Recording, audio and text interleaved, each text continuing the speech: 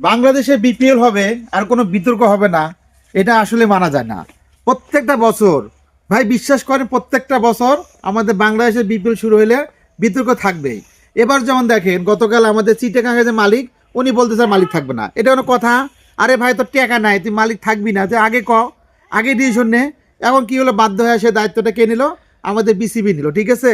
এটা এক কাহিনী গেল। আরেকটা কাহিনী দেখেন, নোয়াখালীর নতুন টিম, অনেক আশা করে আমাদের কোচ বানাইছে কারে জানেন? আমাদের খালেদ মাহমুদ সুজন ভাইরে, ঠিক আছে। এ ভাই কি করলো কালকে, আমাদের যে বোলিং করছে জুবার ভাই, ওই ভাই আর খালেদ ভাই, এই দুই ভাই মিলে কি করছে, কি যেন হয়েছে অগমাঝে, ওরা কি করলো, দৌড় দিয়ে কি হলো, সিঁড়িতে উঠলো। এটা কোনো কথা? আজকে খেলা শুরু, আর গতকাল আমরা এই নাটকগুলো করার দরকার আছে? কেমনে পারেন আপনারা কন? আপনারা যদি এইভাবেই যদি করতে থাকেন, কি দরকার বিপিএলটা করার?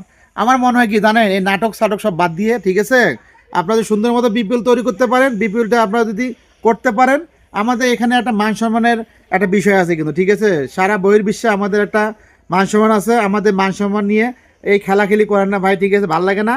বিপিএলটা যদি সামনেবার থেকে যদি করতে চান, আমি বিসিবির দৃষ্টি আকর্ষণ করতেছি, আপনারা সুন্দর মতো বিপিএলটা একদম সেভাবে আয়োজন করবেন, ঠিক আছে। এত নাটক ভাল লাগে না। তো যাই হোক, যেহেতু আজ থেকে বিপিএল শুরু হয়েছে, সব দলের জন্য শুভকামনা, আমরা যেন বিপিএল উপভোগ করতে পারি ইনশাআল্লাহ।